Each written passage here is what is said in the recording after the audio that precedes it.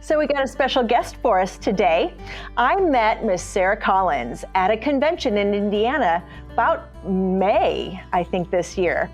And her company is called Homeschool OT, Occupational Therapy. And we had the best conversation. We had a lovely dinner.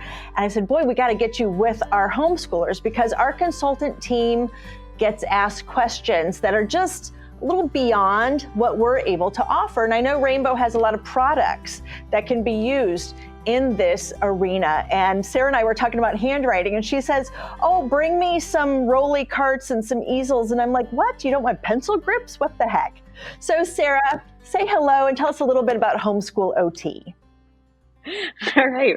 Oh, I just love that you were, when you brought in all that stuff and you're like, I don't think I brought everything that's right, but you did. And we're going to go through all of that. So yes, my name is Sarah Collins. I'm an occupational therapist and a fellow homeschool mom.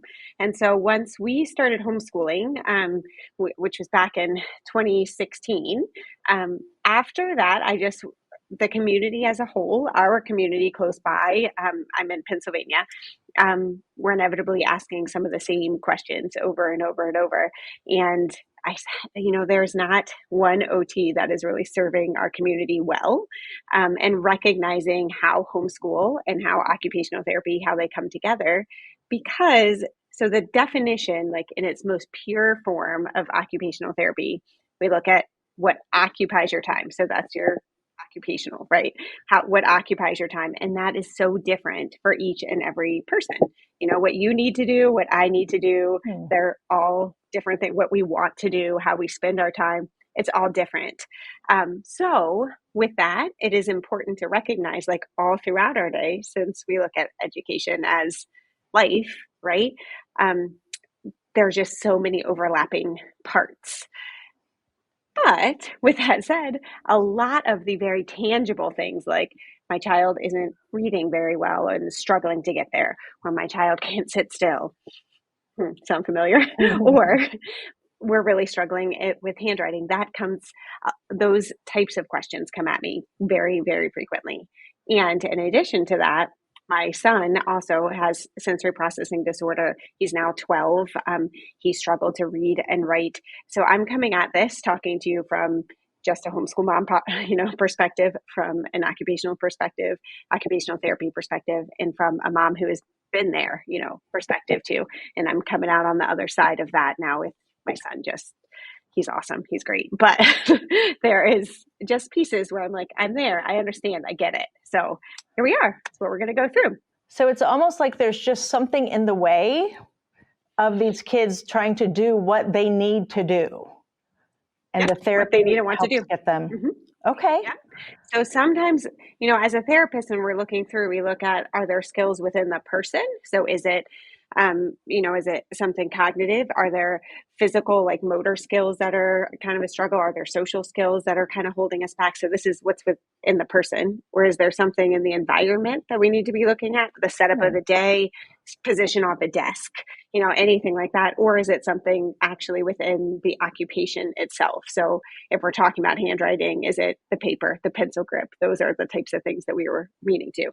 But today we're going to start over with the person. So looking at what are the skills within a person that we need to have before you can even really start handwriting well. And so are we talking like 5-6-year-olds or younger or older? Yeah, so it can be a range. With any type of development, there is a range. And you'll hear things like there's always, every year at the beginning of the year, there's this picture of a hand and of an x-ray with like bones that aren't lined up. And they're like, your kid shouldn't even be writing. Yes, that comes around at the beginning of every year. And I'm always like, oh, it's the hand time. Here we go. Like someone reposts it. And it makes me giggle because development is a range. Physical development is a range, cognitive development is a range. So we can't say your child should start writing at 4, your child should start writing at 7. I will tell you, I have my son who is 12 did not start writing well until he was 10. My youngest son started when he was 4 because he was really excited. He was watching, his brother and his older sister writing all the time and he was in it. Yeah. So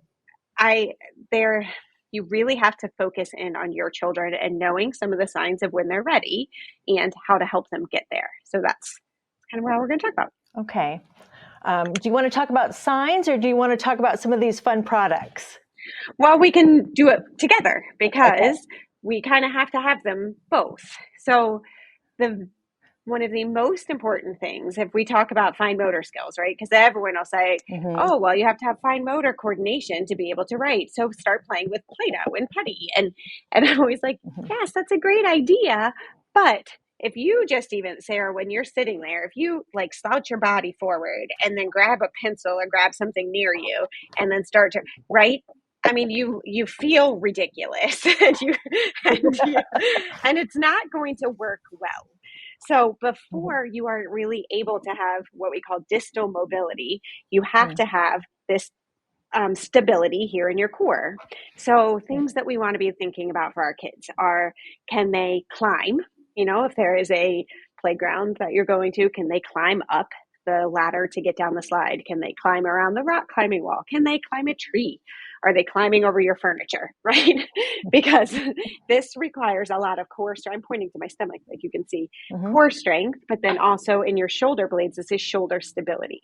So even when you're brushing your teeth, if your kids are like wobbly and wiggling all over, they can't hold here in their mouth, they're not ready to write. So we need to just move back and start working on some core strength and stability there. So some of the products that you have there are actually what I brought or what I said to kind of go with this. So your scooters, right? You've got a couple of those. Those are my very favorite because when you are laying on your belly there and pulling yourself across the floor, think of that core strength you've got and your shoulder stability that you're moving. Like Mm-hmm. crawling is so important for kids, but once they get a certain age, they're not like, oh, let me crawl around, unless you're like my son and I, like we had chore time every day and he cleaned my floorboards for years because well, he's That's a crawling and he's win-win. reaching across and he's wiping and and that is actually what really worked Is for him. it So that crisscrossing movement of the crawling? Is that important? yeah, it's both. It is It is. the coordination and Okay. how, like, if he was reaching over to wipe a floorboard, he's reaching across his body, but your stability within your shoulders that are as you're going, and you're putting all this weight on your hand, which actually is what helps to develop this web space here. So all of that is Really? happening with curling. And once they get older, they're not as likely to do that. So putting them on their bellies on these scooter boards is a great way to make that happen. And a dust rag. A And a scooter dust board rag. and a dust Do rag. that. You got it. And now you can compete with me on the cleanest floorboards in all That's of a Pennsylvania, great and it'll idea. be great. Do it right before you're having company over, right? I See? noticed See? I noticed we've got one with outside handles and one with inset handles. And then this Mhm. one is a triangular shape. Do they all serve the same function and it's just Yep. preference? I think it's, yeah, preference and comfort. The Okay. ones with the handles like on the side are easier. Also, if you're sitting up, like, and just kind of pushing with your legs, that type of thing. Yep, that first one. Okay. But the longer rectangular one is for Yeah. bigger bodies. You can lay on that one. And then I love that. I've actually never seen that triangular one until today. And I'm like, oh, It's called a tri-fly maybe I or should get that. yeah. Fantastic. Tri-fly. Fantastic. And all of these hold It, a lot of weight. I mean, you or I mhm, could sit mhm. on these no problem and scoot around. Yep. Um, Yeah. So okay, so we that's used to building do, stability. yep. Yep. And we used to, I mean, this doesn't have to be completely separate. You're saying, like, wait, my son, he's really struggling with handwriting. I guess I'm going to put it all away and I'm going to bring out the scooter, wipe some floorboards. And you're telling me we're going to start handwriting? Like, I'm sure you're all thinking, like, what? But you can do this within play as well to help. So one of the things we used to do is put letters on one side of the floor. So wooden letters, or, I think you guys have magnetic letters that Mm-hmm. were on your site, things like that. You could put those on one side of the room, paddle over. You're going to find the C, bring it back to me. We'll lay it down here, put it there. You have that puzzle piece that I found on your site, which The I match love. Yes, buddies. that one. Yes, match buddies. So you could put the rabbit on one side of your room, and then Oh, the walk little that piece. puzzle piece Oh, back over to the other side and build it together. Then you're okay. talking about, wait, what shape do we see here? Wait, who is this? You can have such great conversations that all lead into, maybe you're even telling a story about that bunny that, is in your match buddies, or, there's a lot of ways that you're doing this together that's building handwriting skills. Okay. So we're watching for that coordination. What are some other Mm-hmm. signs Mm-hmm. Mm-hmm. that we've got a So, child who might need some occupational therapy methods? right. So, all right. So we're thinking about core strength and stability. The next thing is vision. Okay. So vision is a lot more than just acuity, where sure, I can see, 20 feet away, 20 something or another. But also we need to be thinking about, do your eyes move? So can you visually track from left to right? Can you cross your eyes in? Because these are all skills that you need. When you're writing on a piece of paper, you're going from left to right. But we need to know, one, those words, but also your ability for your eye, or else your eyes get tired and then it's really hard Okay. to read and write. This is another thing that was happening with my son. He has visual scanning disorder and convergence disorder. And you wouldn't necessarily know that, because it's not like he can come up to you and be like, wait, I'm seeing something weird, because you don't know what it's They supposed to look don't like know to that know not whether you see it's weird, right? everybody sees It's that. what you've Yeah. always seen. Yeah, yeah. So it's a really kind of a hard conversation to have. Like, wait, what do you see?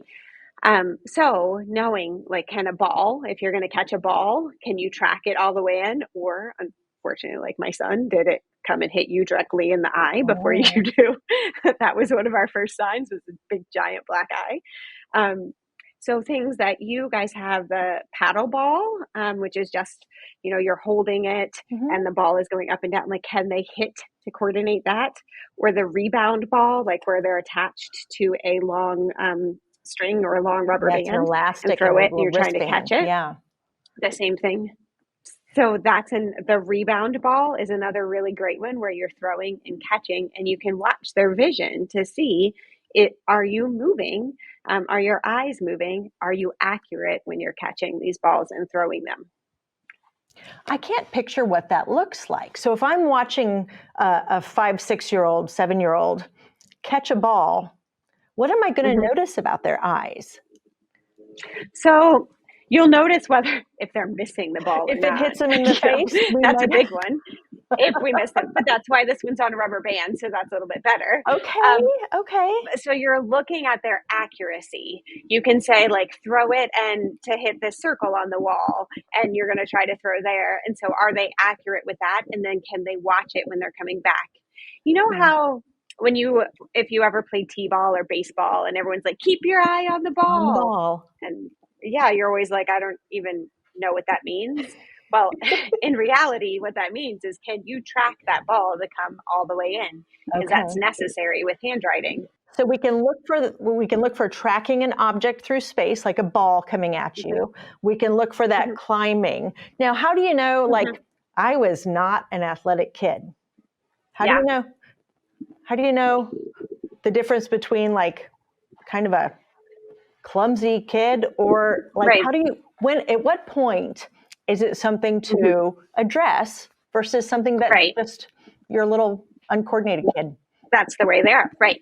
So the difference is when it begins to impact your function. So again, with occupational therapy, it is looking at, can you participate successfully in what you need and want to do. So if we're looking at handwriting, right, and we're saying, she can't do it. Okay. Okay. All right, fine. So let's back up and say, is there a reason why? And you're playing these games and they're really struggling with, like, moving around, and they're really struggling with throwing and catching the ball, and you're struggling with what they need and want to do. Okay, so let's get some help, right? Okay. If you're just more of a sedentary child and you do have enough strength to write and you're able to accomplish what you need and want to do, then fine. You're Then just it's more of a just sedentary person. okay. Right. Okay. That's okay. It is all about function. Function.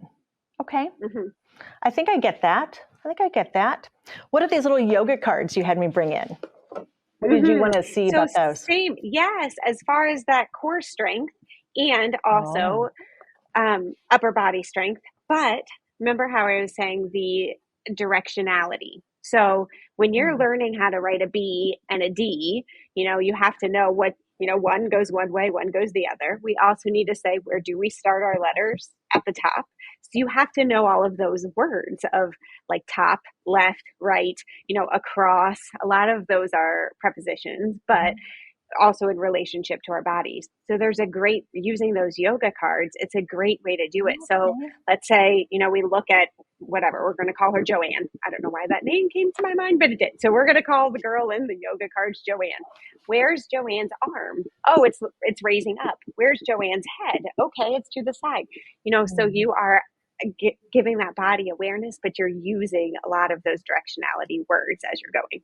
The same ones that you're going to be using when you say, make your big line down, make your curve around, as you're doing those. So let's be familiar with them within our bodies before we're asking to do it on a piece of paper in front of us. That's really helpful. So as the homeschool OT, if a parent Mm-hmm. calls you and says, we can't get to the handwriting, how would you Mm-hmm. address that parent and that child? So I usually back up even a little bit more and I Okay. say, all right, so we're talking about handwriting, but I want to know about your whole day. And I want to know, are there consistent struggles throughout your day of things that you need and want to do that you're unable to, or is it specifically with handwriting? So if it is specifically with handwriting, then we're going to start looking at curriculums and we're going to start looking at, how are you holding your pencil and all of that. But if you're also saying, well, when she plays, she kind of runs a little funny. And when we go to the playground, she's not climbing up, the to go down the slide. Or, when I ask, can you help me to wash the dishes? They're dropping down in the water. Mm. Then we can see that it's tracking across different activities and different occupations, the ways you occupy your time. So that's when we're going to really need to dive in a little bit more on, okay, so what are these underlying skills that we might not be, that are impacting your function right now? So that's actually where I'm always like, oh, Okay. I have more questions for you. Okay. Yeah, well, and that's what our consultants do is it's like a little Barbara Walters treatment. We're like, Yeah. what have you Hmm. been using? How did that go? Yep. Tell me what you're Yep. seeing. All of these questions because Hmm. you're trying to make a little diagnosis kind of on the Yes. spot. Now, a Hmm. parent, so with your website, a parent can sign Hmm. up for a session with you. How does that Hmm. work? Yep. So I have a couple of different ways that I go about things. So there are three actually that I really love to. There are classes that I have that. So there's one that is a deep dive into handwriting that really goes through all of these underlying skills, the visual perceptual skills, the core strength, the motor skills. Like it really dives into all of it, talks about different curriculums, talks about adaptations. It's a 4 week long class that Oh, you would take to really dive in deep. And I have them also on sensory processing and then also on executive functioning skills, where it's just like, I really need to, I know this is already a struggle for my child and I want to dive deep into that specific topic. Then I also have a community where it's more of a question and answer. There's a whole, a slew of other homeschool parents that are in there. There's a monthly book club, there's weekly office hours, and that's more of like, there's something, my kids are struggling with, again, with what they need and want to do, but I just have some more questions before. I don't think I need to deep dive into one thing. It's more general. mm-hmm. So I have that. And then private consultations, which is where we really go in deeply to your specific homeschool and what can we do to help your kids be successful. That's really helpful because, a lot of our parents don't live where there's easy access to Yeah. take the Hmm. kids or getting several kids out the door for one child Right. and the financial cost of all of that Hmm. too. Hmm. Um, Hmm. it's really neat that there's somewhere they can go, which is the Homeschool Hmm. OT website. So they could go there and dig around and poke around and explore Yeah. the Hmm. classes, Hmm. homeschoolot.com. Yep. And see, now is this a one person show or do you have other people, other It therapists? is a one person show. Okay. No, it is just me. Now I do have one of the other things that I've done is write a course on occupational therapy write a course on homeschooling for occupational therapists. So that then, Mm. because I don't do direct therapy with children, I only work with parents on kind of the education and the underlying why.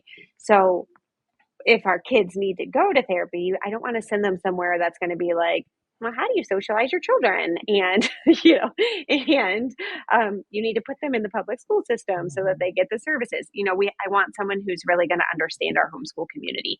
And there are lots that are out there that will, but I want to make sure that that's where we're going. So I wrote a course for occupational therapists. And then once they've taken that course, then they're on my preferred provider list. So I can send, families out to people that I trust and that know our community and understand, the benefits of homeschooling, and also some of the struggles that we have, and how, homeschooling actually impacts what we need and want to do during the day.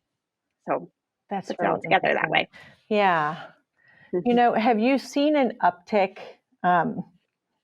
after, like, kids who were in school during COVID?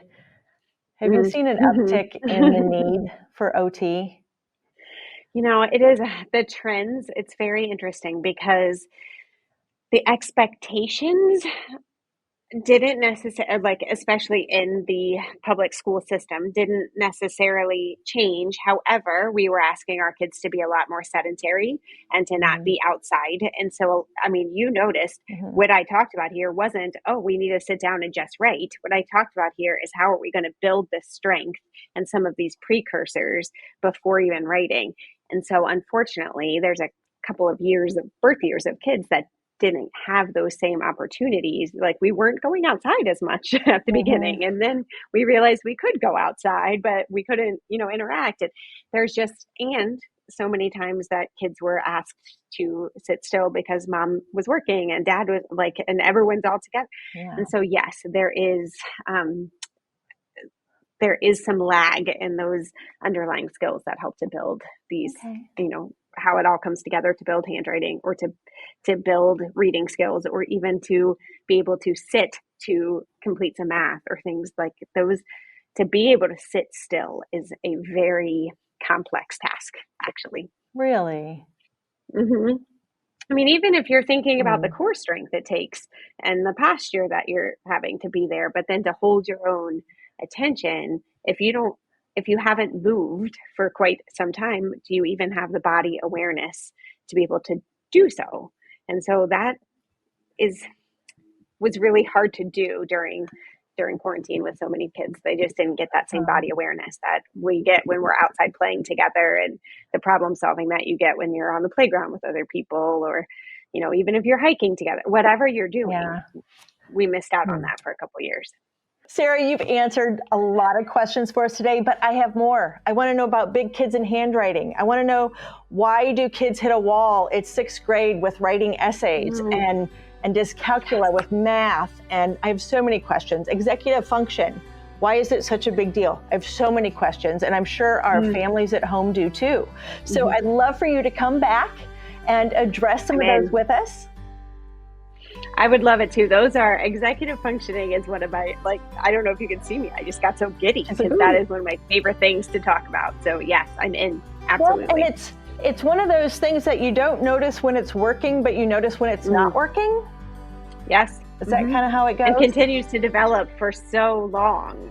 And our expectations also move with it. So yes, I'm in. And at different ages, you see it in little kids hmm who can't get their shoes tied and get out the door. You see it in the middle schoolers who can't get their, time management skills down. It's Yeah. fascinating. So Yeah.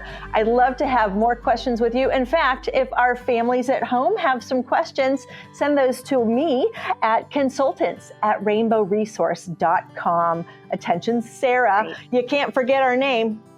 We Yeah. got Right. Sarah Here we and are. Sarah. Sarah's.